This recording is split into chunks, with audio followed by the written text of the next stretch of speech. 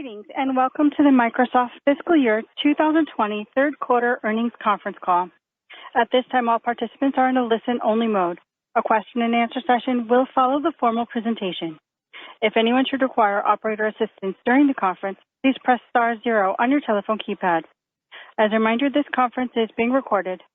I would now like to turn the conference over to your host, Mr. Mike Spencer, General Manager of Investor Relations for Microsoft. Thank you. You may begin. Good afternoon, and thank you for joining us today. On the call with me are Satya Nadella, Chief Executive Officer, Amy Hood, Chief Financial Officer, Frank Brode, Chief Accounting Officer, and Keith Oliver, Deputy General Counsel. On the Microsoft Investor Relations website, you can find our earnings press release and financial summary slide deck, which is intended to supplement our prepared remarks during today's call and provides reconciliation of differences between GAAP and non-GAAP financial measures. Unless otherwise specified, we will refer to non-GAAP metrics on the call. The non-GAAP financial measures provided should not be considered as a substitute for or superior to the measures of financial performance prepared in accordance with GAAP. They are included as additional clarifying items to aid investors in further understanding the company's third quarter performance, in addition to the impact these items and events have on the financial results. All growth comparisons we make on the call today relate to the corresponding period last year, unless otherwise noted. We also provide growth rates in constant currency when available as a framework for assessing how our underlying businesses performed, excluding the effect of foreign currency rate fluctuations. Where growth rates are the same in constant currency, we will refer to growth rate only. We will post our prepared remarks to our website immediately following the call until the complete transcript is available. Today's call is being webcast live and recorded. If you ask a question, it will be included in our live transmission, in the transcript, and in any future use of the recording. You can replay the call and view the transcript on the Microsoft Investor Relations website. During this call, we will be making forward-looking statements, which are predictions, projections, or other statements about future events. These statements are based on current expectations and assumptions that are subject to risks and uncertainties. Actual results could materially differ because of factors discussed in today's earnings press release, in the comments made during this conference call, and in the risk factor section of Form 10-K, Forms 10-Q, and other reports and filings with the Securities and Exchange Commission. We do not undertake any duty to update any forward-looking statement. And with that, I'll turn the call over to Satya. Thank you, Mike. We delivered double-digit top-line and bottom-line growth once again this quarter, driven by the strength of our commercial cloud. As COVID-19 impacts every aspect of our work and life, we have seen 2 years' worth of digital transformation in 2 months.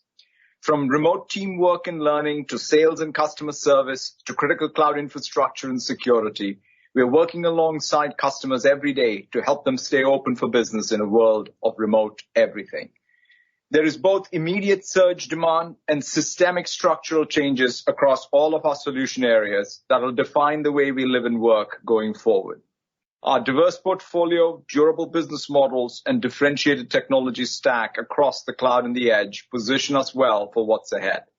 And now I'll highlight our innovation and momentum, starting with modern work. We are empowering people and organizations for a world of secure, remote work and learning with Microsoft 365 and Teams.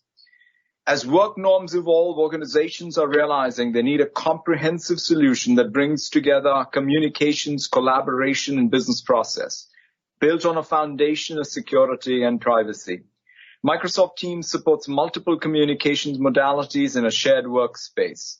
It's the only solution with meetings, calls, chat, collaboration, and with the power of Office and business process workflows in a single integrated user experience with the highest security as well as compliance. Teams keeps all your work and communication, conversations, documents, whiteboards, and meeting notes in context. It helps people collaborate inside and outside meetings, making them more efficient, effective, while reducing fatigue. We're accelerating Teams innovation, adding new capabilities each week, and now support meetings of all sizes, meetings that scale from 250 active participants to live events for up to 100,000 attendees to streaming broadcasts. We saw more than 200 million meeting participants in a single day this month, generating more than 4.1 billion meeting minutes. Teams now has more than 75 million daily active users, engaging in rich forms of communication and collaboration. And 2/3 of them shared, collaborated, or interacted with files on Teams, and number of organizations integrating their third-party and line of business apps with Teams has tripled in the past 2 months. In healthcare alone, there were more than 34 million Teams meetings in the past month. New capabilities enable providers like Northwell Health, New York State's largest health provider, to deliver first-class telehealth. And the NHS in the United Kingdom is using Teams to ensure staff have the tools they need to do their vital work. Now that home offices are doubling as home schools, educational outcomes are at a premium. The combination of Teams and curriculum in OneNote and social learning with Flipgrid give teachers a complete remote learning solution so that they can improve student outcomes. More than 183,000 educational institutions now rely on Teams. In the United Arab Emirates, more than 350,000 students are using Teams. In Italy, the University of Bologna chose Teams to move 90% of their courses for 80,000 students online in just 3 days.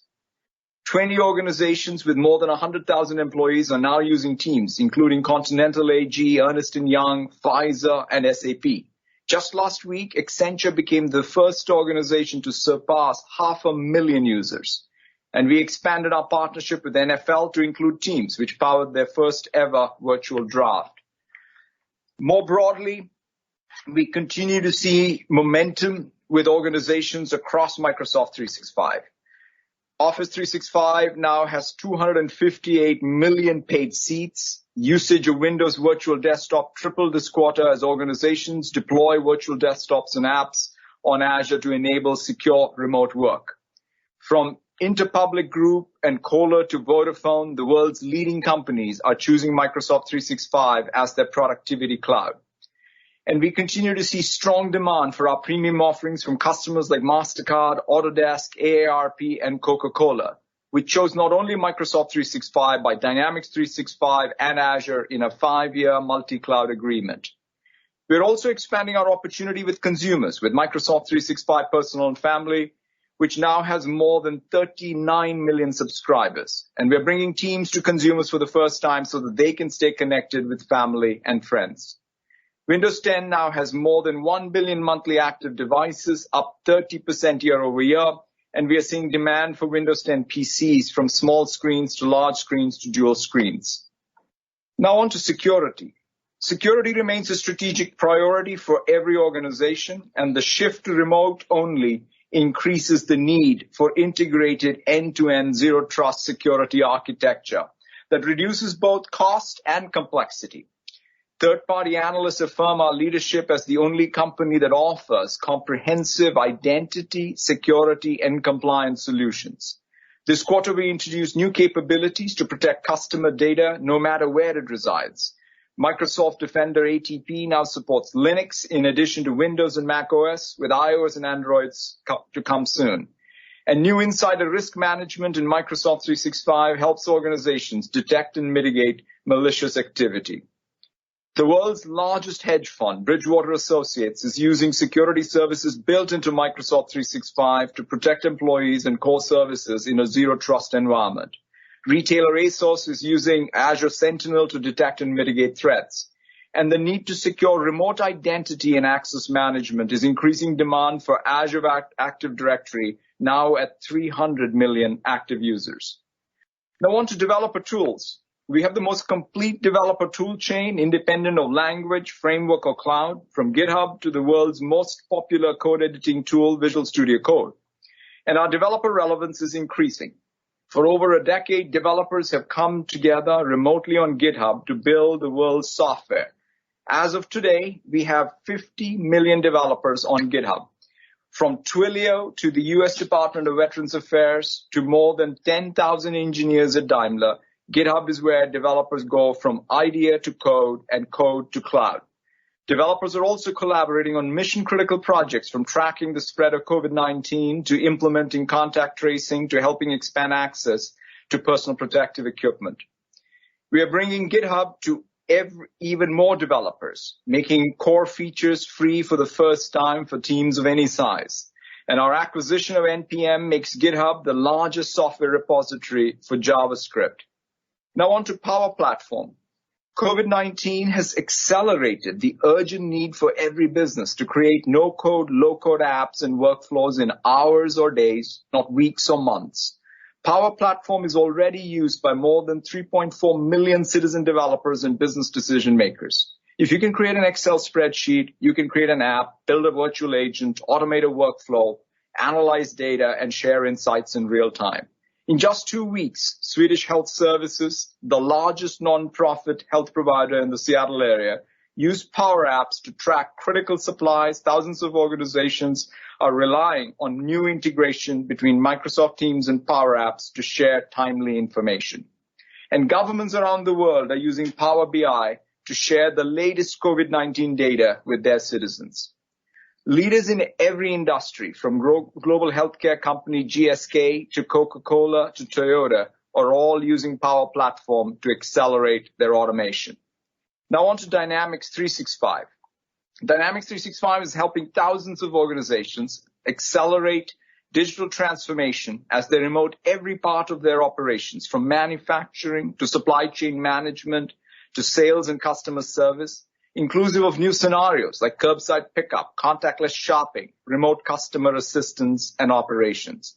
Patagonia is using Dynamics 365 Commerce to rapidly move to new, more intelligent distribution and fulfillment models, including contactless shopping. And we are working with card issuers like American Express, so merchants who use Dynamics 365 fraud protection can reduce fraudulent activity as they process more transactions online. In field service, the world's largest commercial real estate services firm, CBRE, is using Dynamics 365 Remote Assist to help keep its life sciences tenants' labs fully operational from afar. An enterprise software company, C3.ai, founded by Tom Siebel, shifted its entire sales force to Dynamics 365 Sales in less than 2 weeks. Now to LinkedIn. Amidst the changing jobs market, LinkedIn's role in creating economic opportunity for every member of the global workforce has never been more acute. LinkedIn is where more than 690 million professionals go to connect, learn new skills, and find new opportunities, contributing to record levels of engagement across the platform in Q3. We're helping organizations attract, retain, and develop talent with our portfolio of talent solutions, talent insights, Glint, and LinkedIn Learning. Professionals watched nearly 4 million hours of content on LinkedIn Learning in March, a nearly 50% increase month over month. With LinkedIn Live, people and organizations can broadcast video content to their networks in real time. Streams are up 158% since February. And the combination of LinkedIn Sales Navigator and Dynamics 365 gives sales professional tools for more effective remote selling. Now on to gaming. People everywhere are turning to gaming to sustain human connection while practicing social distancing. And we continue to deliver new, exclusive, first and third-party content to attract and retain gamers. We saw all-time record engagement this quarter, with nearly 90 million active users of Xbox Live, led by the strength on and off console. Xbox Game Pass has more than 10 million subscribers, and we are seeing increased monetization of in-game content and services. And our Project X Cloud gaming service now has hundreds of thousands of users in preview across 7 countries, with 8 more launching in the coming weeks. Now on to Azure. Now more than ever, organizations are relying on Azure to stay up and running, driving increased usage. We have more data center regions than any other cloud provider, and this quarter we announced new regions in Mexico as well as in Spain. We are the only cloud that extends to the edge with consistency across operating models, development environments, and infrastructure stack. Now Azure Edge Zones extends Azure to the network edge, connecting directly with the carrier's 5G network to enable immersive real-time experiences that require ultra-low latency. And our acquisition of Affirm Networks will help operators deploy and maintain 5G networks and services cost-effectively and securely. From BlackRock to Coca-Cola to Genesis, leading companies in every industry are choosing Azure. The NBA is using Azure and our AI capabilities to build their own direct-to-consumer experiences. And the world's largest companies like AB InBev and Mars continue to migrate their SAP workloads to our cloud. In AI, customers are applying a comprehensive portfolio of tools and services and infrastructure to address unique challenges, including those created by COVID-19. In healthcare, we are seeing compute data and AI come together to help speed up response, from testing to therapeutics and vaccine development. Healthcare providers have created more than 1,400 bots using our healthcare bot service, helping more than 27 million people access critical healthcare information. The Centers for Disease Control is using the healthcare bot to help people self-assess for coronavirus symptoms. Adaptive Biotechnologies is using our tools to decode the immune system's response to the virus. And Immunity Bio is using more than 24 petaflops of computing power on our cloud to help researchers build models in days instead of months. Enterprises are using our speech services to manage a record influx of customer service inquiries, including Post Italian, which is using it to automatically respond to nearly 170,000 calls per day. All up 6 million hours of speech were transcribed in March alone. In closing, we will continue to work and innovate alongside our customers as their digital first responders today and as their trusted digital transformation partners going forward. With that, I'll hand it over to Amy, who will cover our financial results in detail and share our outlook, and I look forward to rejoining for your questions. Thank you, and good afternoon, everyone. As Satya discussed, the COVID-19 health crisis is changing the way our employees, customers, partners, and communities live and work together. In a new environment, our team addressed surging usage and remote business process adjustments well. Therefore, in Q3, revenue was $35 billion, up 15% and 16% in constant currency. Gross margin dollars increased 18% and 20% in constant currency. Operating income increased 25% and 28% in constant currency. And earnings per share was $1.40, increasing 23% and 27% in constant currency. Let me take a moment to discuss the impact of COVID-19 on the quarter. In our consumer business, the landscape evolved quickly following our mid-quarter guidance update. The supply chain in China returned to more normal operations at a faster pace than we had anticipated. And we saw increased demand from work, play, and learn from home scenarios, benefiting Windows OEM, Surface, Office Consumer, and gaming. This was partially offset by a significant reduction in advertising spend, which impacted our search and LinkedIn businesses. In our commercial business in March, we saw healthy Azure consumption and, as Satya mentioned, increased usage across Windows Virtual Desktop, Power Platform, and Microsoft 365, particularly in Teams and our advanced security solutions. However, we also saw some changes to our sales dynamics, particularly in the industries and segments most impacted by COVID-19. We saw a slowdown in our transactional business across segments, but particularly in small and medium businesses. In enterprise services, growth rates slowed as consulting projects were delayed. And on annual contracts in LinkedIn's Talent Solutions business, renewals were impacted by the weak job market. Moving to our overall results. Commercial bookings increased 7% and 12% in constant currency on a relatively small expiration base and strong prior year comparable. Growth was driven by strong renewal execution consistent with prior quarters, though we saw some impact from the previously mentioned changes in sales dynamics. Commercial remaining performance obligation increased 24% to $89 billion. Approximately 50% will be recognized in revenue in the next 12 months, in line with prior quarter trends. Our commercial revenue annuity mix increased 2 points year over year to 92%. And commercial cloud revenue was $13.3 billion, growing 39% and 40% in constant currency. Commercial cloud gross margin percentage increased 4 points year over year to 67%. Significant improvement in Azure gross margin percentage, including some benefit from short-term utilization gains as we work through COVID-19 related supply chain constraints, more than offset sales mix shift to Azure. Company gross margin percentage was 69%, up 2 points year over year, driven by favorable segment sales mix and improvement across all three of our segments.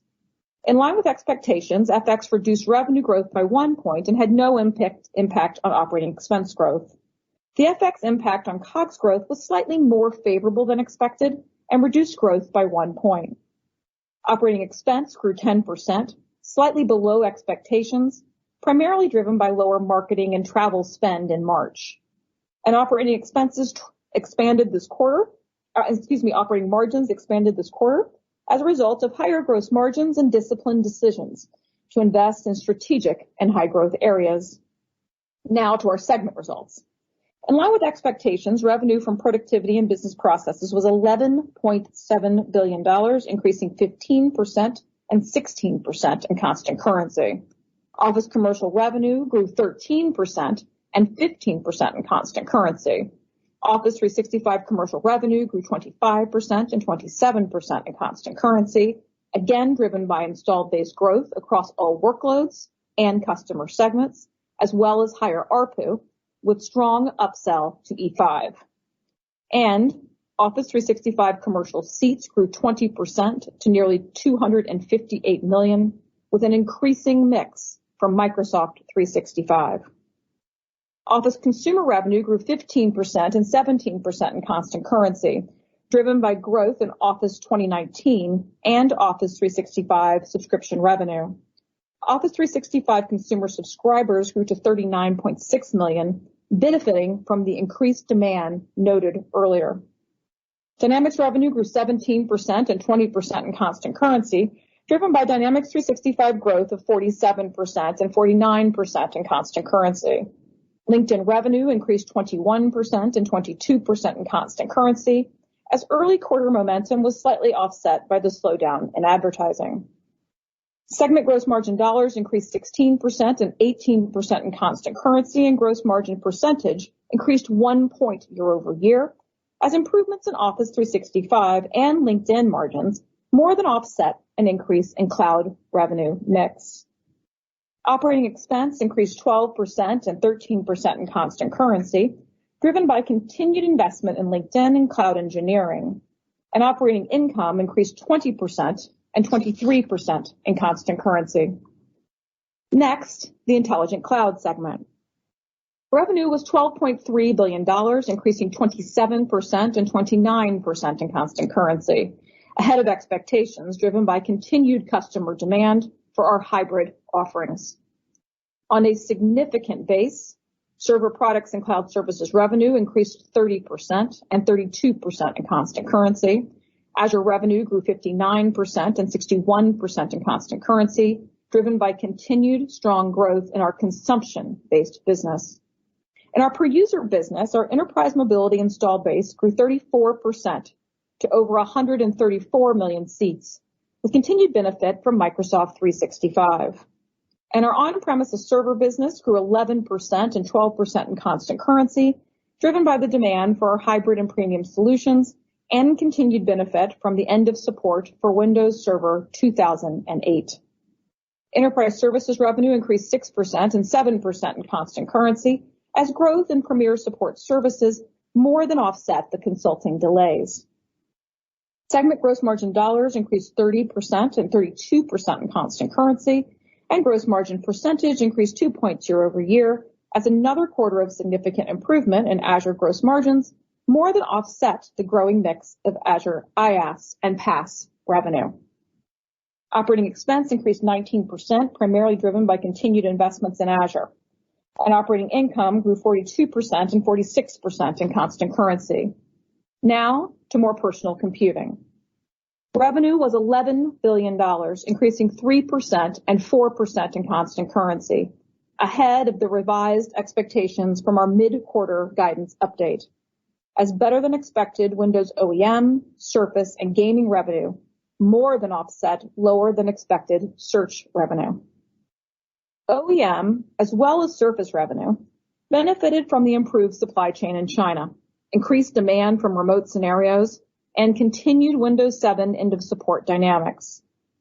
In OEM non-Pro, those dynamics were offset by continued pressure in the entry-level category.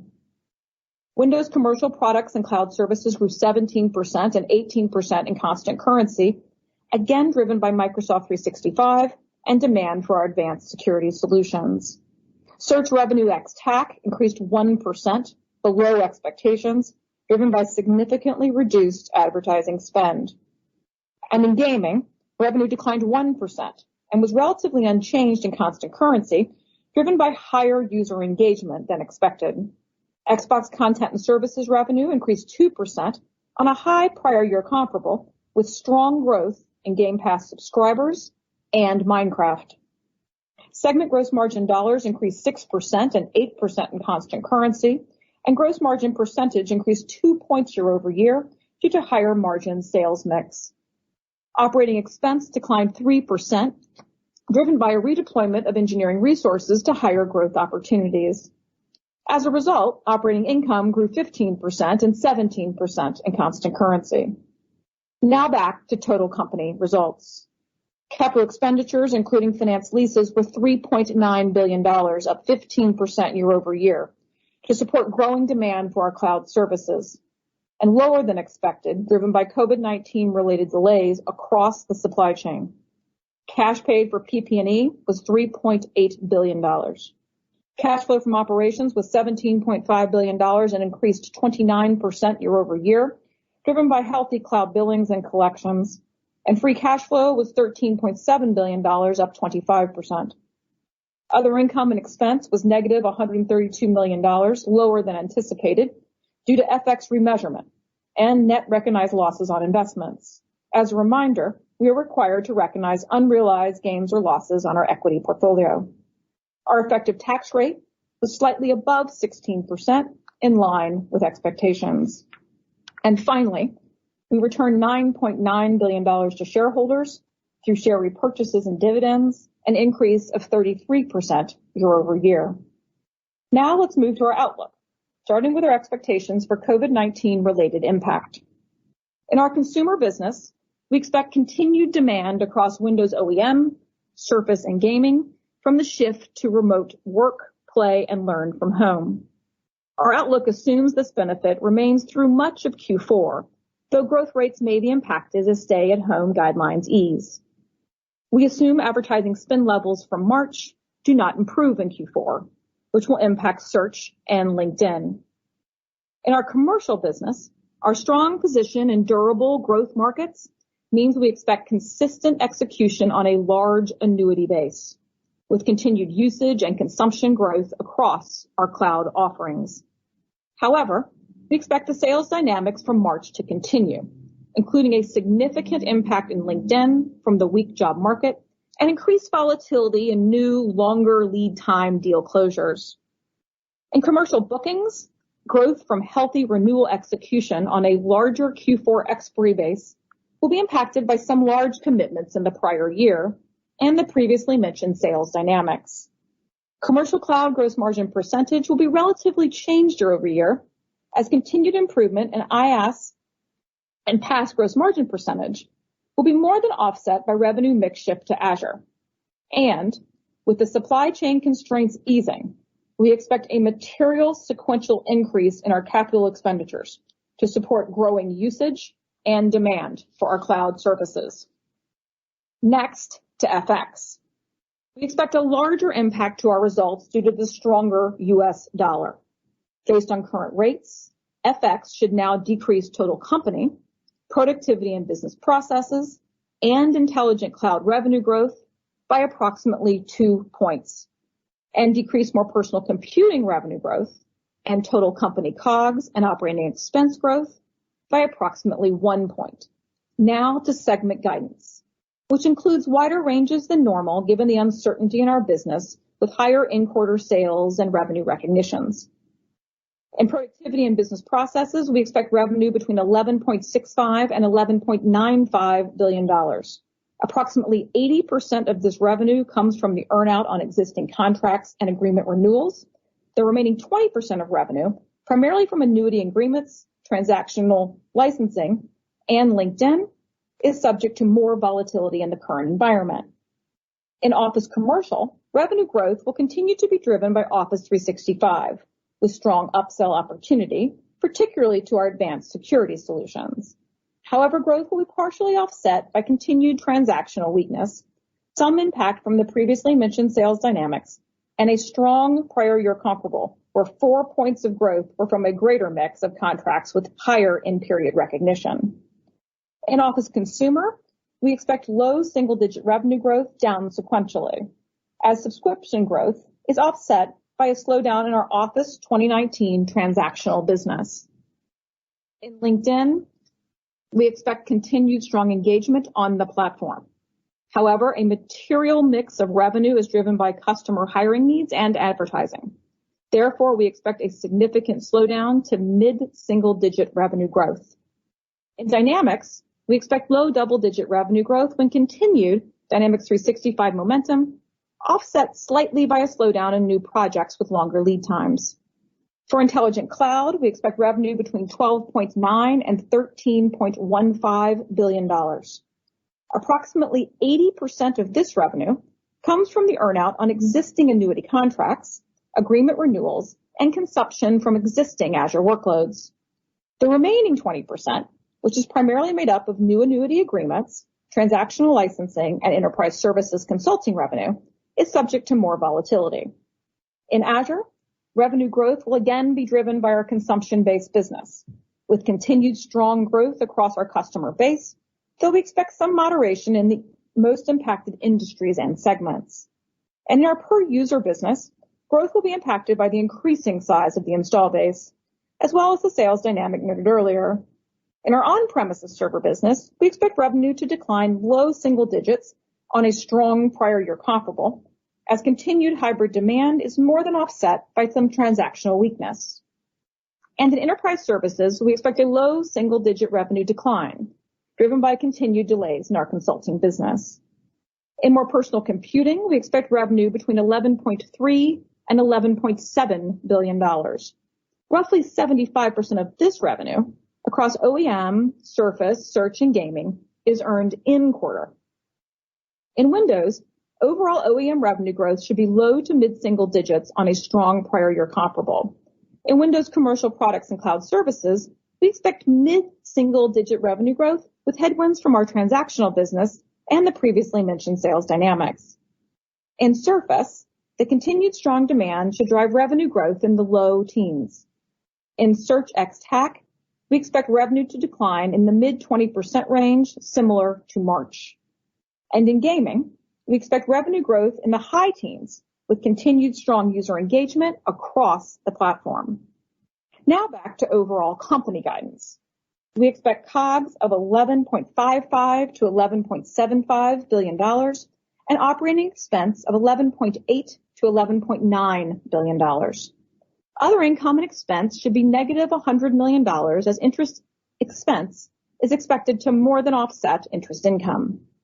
And finally, we expect our Q4 effective tax rate to be approximately 18%, slightly higher than our full year tax rate of 17% due to the geographic mix of the revenue. I'd like to close sharing a few thoughts as we look beyond Q4 and into the next fiscal year. Our focus remains on strategically managing the company for the long term, with decisions optimized for delivering greater customer value and long-term financial growth and profitability.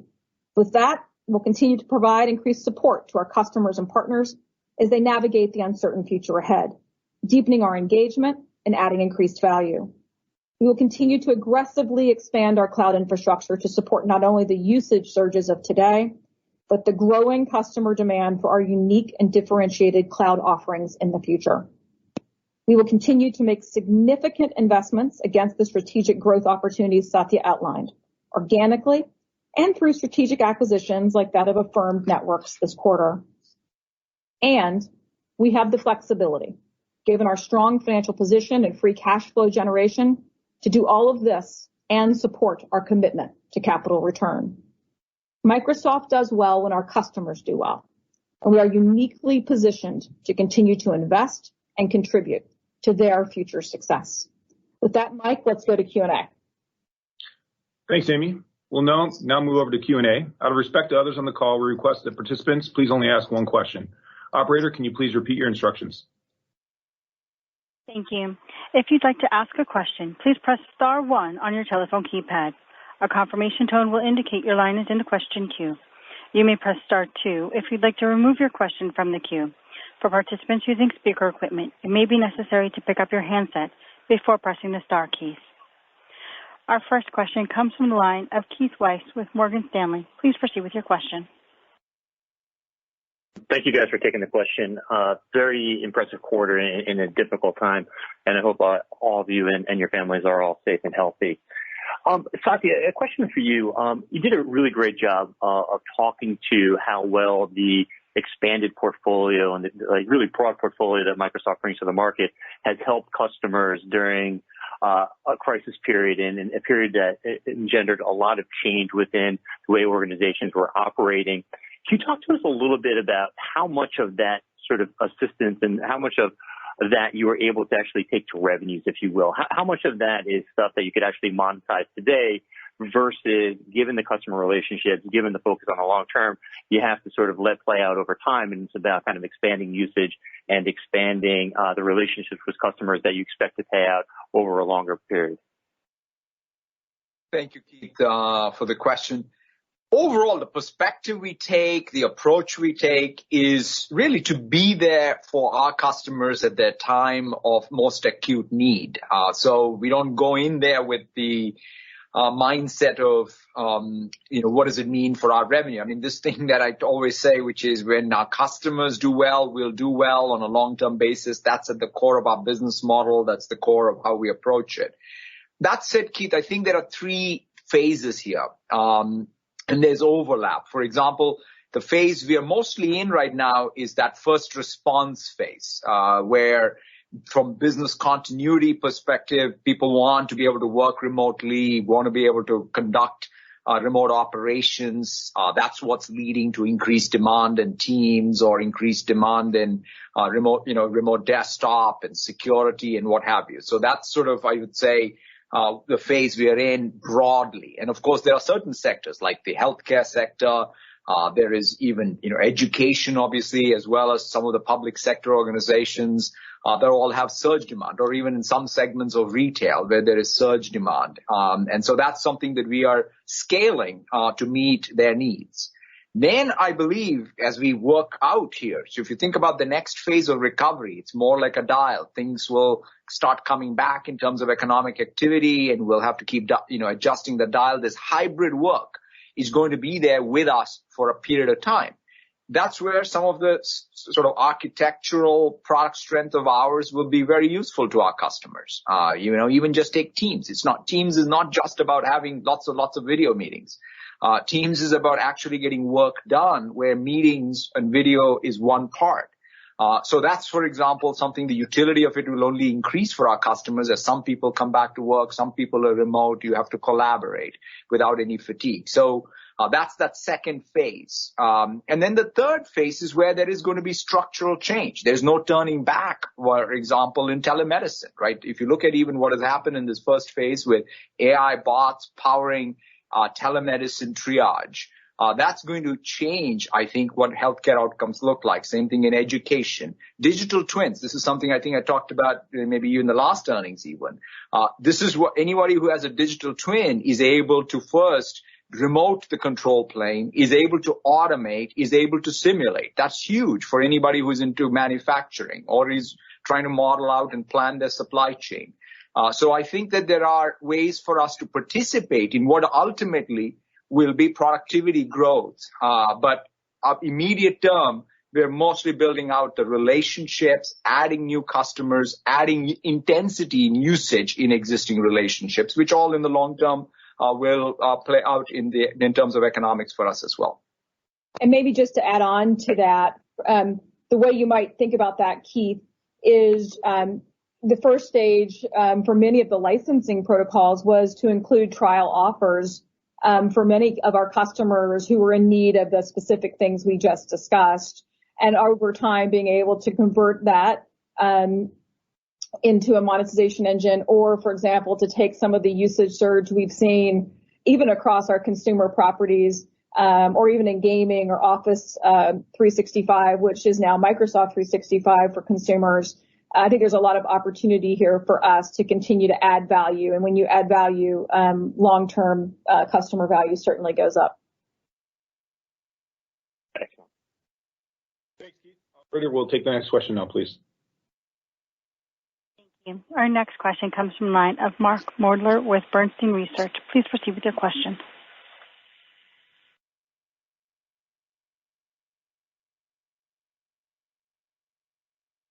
Mark, your line is live. I apologize. Thank you for taking my questions. Congratulations, Satya and Amy, on the quarter and how you've been able to shift the business over many years to position it so well into these difficult times. We understand there are supply chain issues that have been impacting server deliveries in the quarter, and the changes in demand have been massive. During the quarter, there were disruptions in Azure, Xbox Live, and Team, we heard. How is Microsoft coping with these sudden demands and from work from home? Do you have enough capacity? How quickly can you add capacity? Can you give a sense of how you deal with that on the Azure and the overall business side? Thank you. Yeah, maybe I'll start, and Amy, you can add to this. Overall, first, I think I would say the current cloud architecture, whether it's at the infrastructure level or the SaaS applications with M365 or Azure, have been, I think, very, very helpful in us being able to all, as an economy, pivot to this new way of working from home, remoting all of our operations. If you think about it, like the orders of magnitude increase we've seen in usage, in our own case with our applications such as Teams or virtual desktop, have been tremendous. And that's happening, as I said, in different segments with our customers as they move to remote operations and are dealing in some cases with their own surge demand, or what you've seen even in gaming and other entertainment categories. So I would say this architecture is withheld well. We did have, as you mentioned, some supply chain issues coming into the quarter, which have largely worked themselves out. But we have a data center architecture and a footprint that really supports our customers' needs for both the elasticity of demand they need, but also compliance. So one of the things is data sovereignty and security is not going to go away ever, especially in the geopolitical environment we live in. If anything, it's going to be more important for us to support this need for people to scale while keeping them compliant. And so we feel well positioned for that. With that, I'll transition to Amy to add further. And I think, Mark, in many ways, the way you see that capacity show up is in the Q4 CapEx guide. And so while we spent 3.9 in Q3, that was certainly short, in particular on the server side, in terms of getting what we need into the data centers. Things got a lot better in March, and they're continuing to get better. And so I feel good that we'll have a healthy CapEx number in Q4, but more importantly, continue to get ahead of the surge demand and also there's the continuing demand growth we're seeing across the properties. Thank you, and congrats. Thanks, Mark. We'll take the next question, please.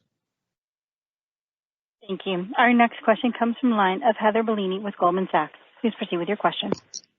Great. Thank you so much for taking the question. I actually had two for you. I was wondering if you could share new logo growth in Azure and Office 365 versus net expansions. Just if there's any color you could give on what happened in the quarter. And also, I guess, Satya, how do you think about the adoption curve of Azure and the workloads in the cloud accelerating over the next few years as a result of the changes that may occur from COVID?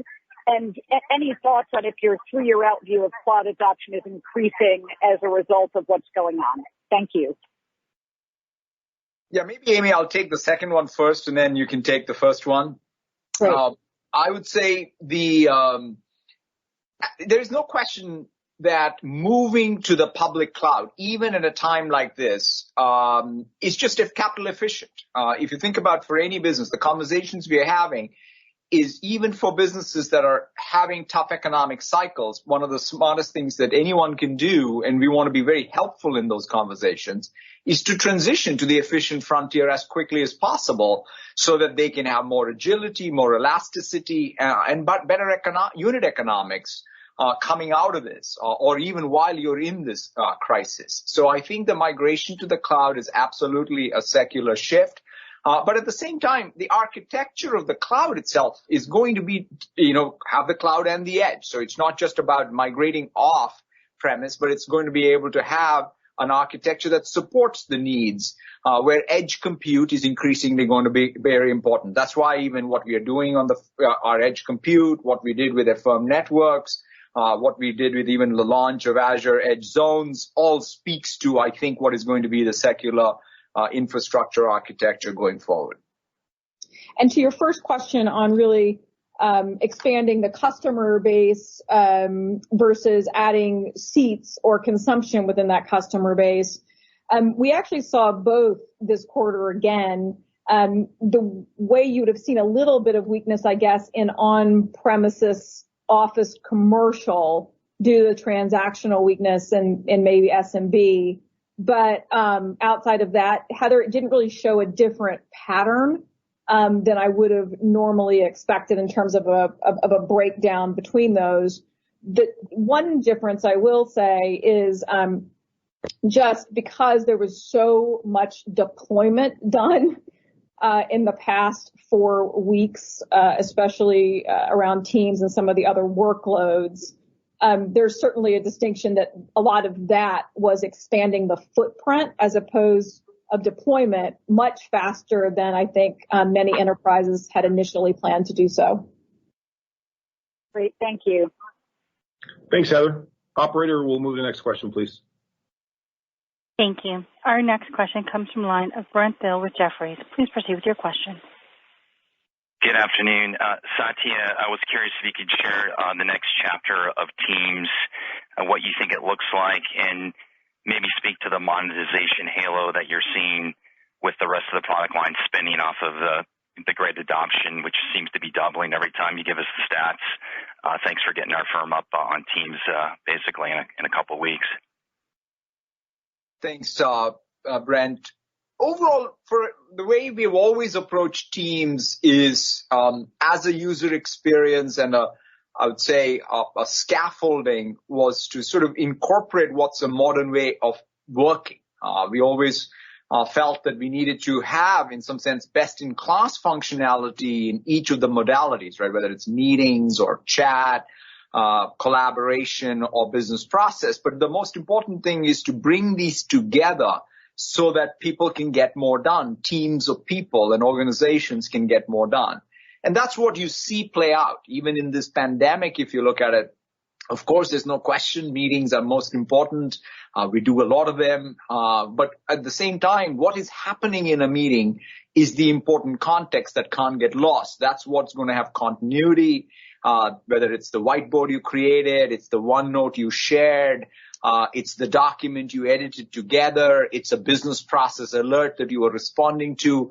Thinking that through holistically is the most important thing. And that's where our focus will be. In fact, some of the stats I shared even around some of the number of business process applications that are getting integrated. One of the most exciting things to me that happened even in this COVID response was people were able to use Power Platform to build new applications in hours, put that into Teams, and then get their first-line workers to be able to track, say, for PPE, because there was no ERP system that did that.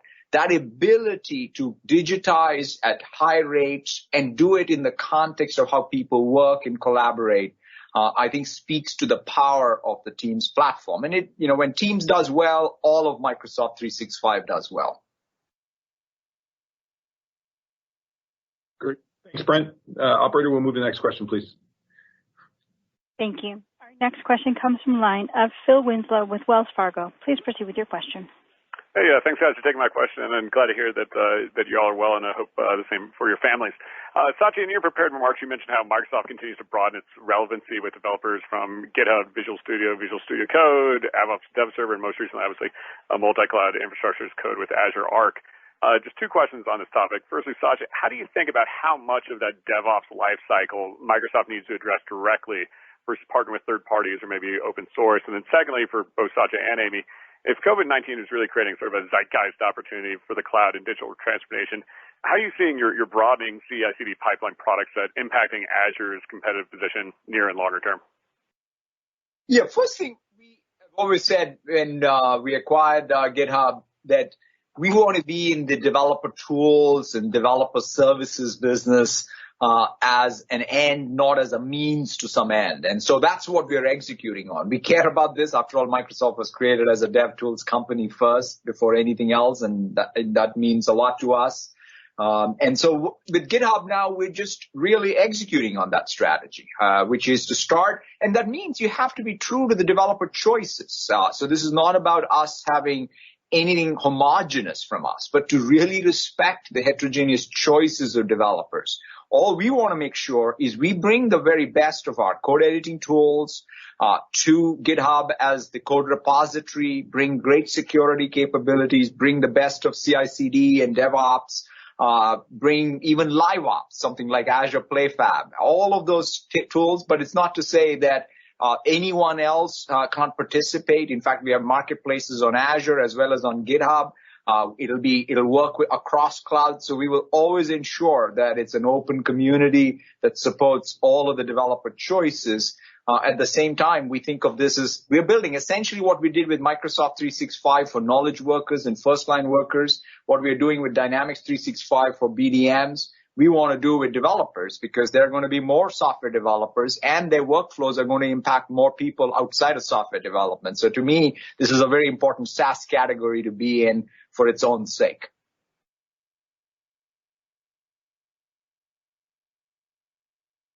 Great. Thanks, Bill. Operator, we'll move to the next question, please. Thank you.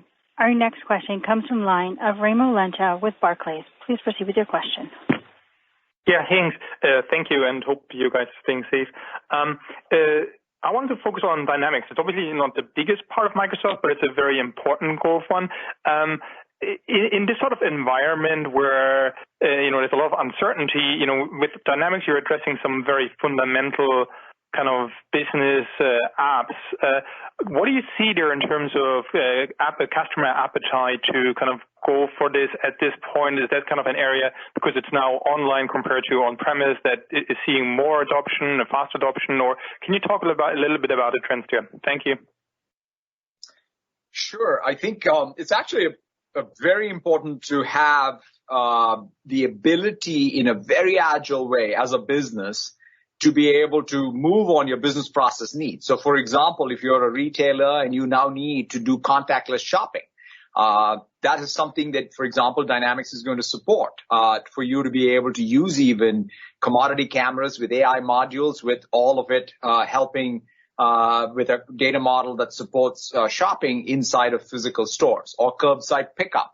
Or even remote assistance. These are some of the examples I even used in my script. So this is what is sort of going to be high priority. So as long as business applications like ours with Dynamics 365 address the immediate pressing needs, these are project starts that will happen because in some sense that's the way for economic activity to return.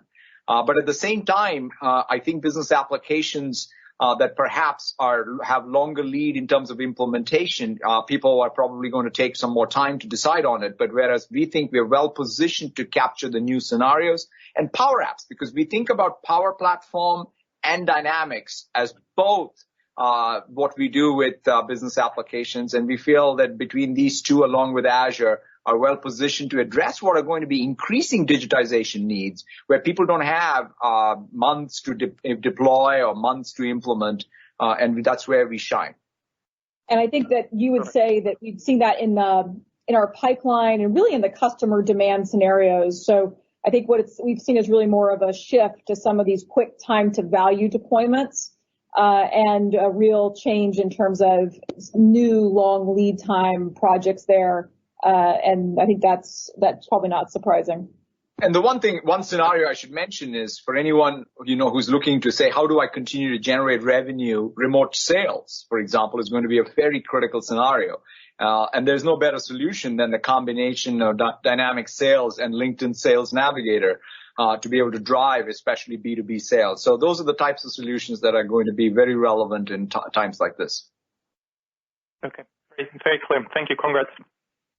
Thanks, Cheryl. Operator, we'll move to the next question, please. Thank you. Our next question comes from the line of Mark Murphy with JP Morgan. Please proceed with your question. Yes, thank you. I'm interested in whether you see the current environment as a net tailwind or a net headwind on Azure growth, just as we try to weigh the idea of the pandemic as a forcing function to adopt cloud a little more rapidly versus, on the other hand, potential economic pressure on IT budgets. How do you think that balances out for bookings and for consumption? Let me start, and Amy, you can add to it. There are, as you said, many different ins and outs here. But if you step back and ask yourself, say 2 years from now, is there going to be more being done in the public cloud or hybrid cloud or less? The answer is more. Just because it is more efficient, it is the only way for you to have even the business continuity required in times like this, and your needs going forward of increasing digitization are going to be met with better pricing, better economics at a unit price level for the given business. So that's sort of what we use to forecast out what we commit, both in terms of CapEx, OpEx, innovation, and customer engagement. To your point, ultimately, Microsoft's not immune from what's happening broadly in the world in terms of GDP growth. But at the same time, if there is going to be economic activity, then I would claim that digital as a component of that economic activity is going to increase. And specifically, the full stack we have from infrastructure to our SaaS applications are going to be very competitive in that context.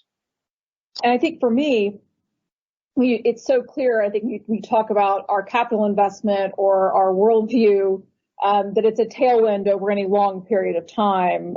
Satya talked about, 2 years or 3 years for sure. And I think the way you're seeing it in something like bookings, for example, would be maybe you don't make as large of a giant commitment and you're more willing to do pay as you go, as you just think about making that transition. When you don't want to have a giant budget conversation with your department, but you'd rather move to an easier use and pay in the moment. And I think some ways that will be the same thing that we were already seeing is a transition in terms of thinking about that for long term. And so it'll have some impact, as big deals always did or didn't, on bookings. And so I would keep that in mind. But other than that, I think obviously over a longer period of time, it's certainly a tailwind. Thank you very much. Thanks, Mark. Operator, we'll take our last question now, please. Thank you. Our last question comes from the line of Alex Zukin with RBC Capital Markets. Please proceed with your question. Hey guys, thanks for taking my question, and glad to hear you're staying safe. Satya, given the incredible spike you're seeing in Teams and broader office adoption around remote work, I guess maybe first, given how this crisis has dramatically accelerated some of these adoption curves, how do you think about the longer-term growth and monetization trajectory on Teams and Office, maybe versus pre-COVID levels?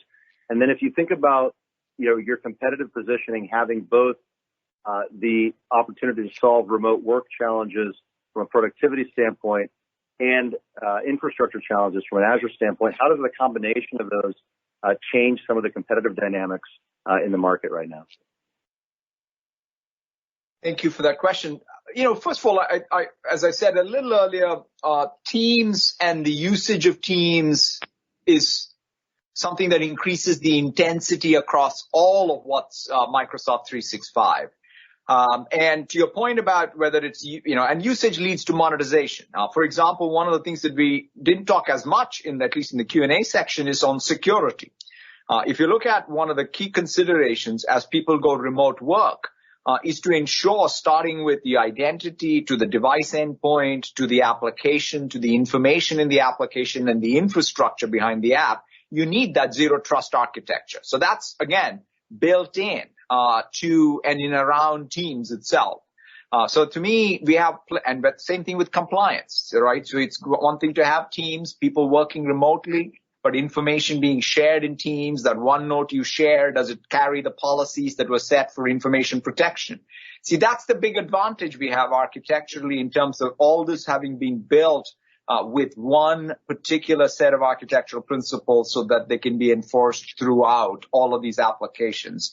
And we'll obviously want to monetize these as appropriate at different levels of subscription we have for M365. And so we feel well positioned on that. And to your second part, we've always said this, which is we don't, for example, even allocate our capital in building out our cloud infrastructure for Azure or Dynamics 365 or Microsoft 365 or even for that matter xCloud, all as separate. We think of this as all being built on one common platform in Azure. And that's where our fundamental capital efficiency of that architecture comes from. And yes, from a customer in perspective, we absolutely want to win each layer based on its own merits. And we will have openness in each layer.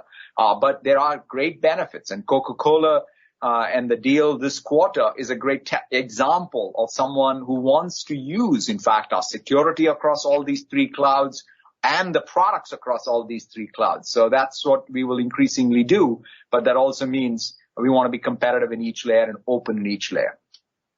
And I would maybe add that I think in some ways this speaks, and Alex's question goes back to the very beginning of how we feel the value sits in Microsoft 365, but even more broadly, is that while we've seen a surge in Teams now, there was a lot of surging in security and compliance 6 months ago and 6 months before that. We've seen increased usage across multiple products in our line, and that includes Windows and the PC. And so this very holistic and breadth commercial opportunity, but also that extends in many ways to consumer opportunities for us as well, is connected. And that breadth in a moment and a period like this, all the pieces are important to value long term here, to a company being able to transition through the phases that Satya talked about, from this initial phase of almost emergency response to a hybrid phase to ultimately what I think we all believe is a very different way and a long-term way of working and collaborating together and driving a digital economy. So I think in some ways the breadth of this company and where we've invested over the past few years, it's not just Teams, but maybe a few products that have served us well and served our customers well. Thank you so much. Thanks, Alex. That wraps up the Q&A portion of today's earnings call. Thank you for joining us today, and we look forward to speaking with all of you soon. Thank you all. Thank you, and stay safe. Stay safe. Thanks. Thank you. This concludes today's conference. You may disconnect your lines at this time. Thank you for your participation.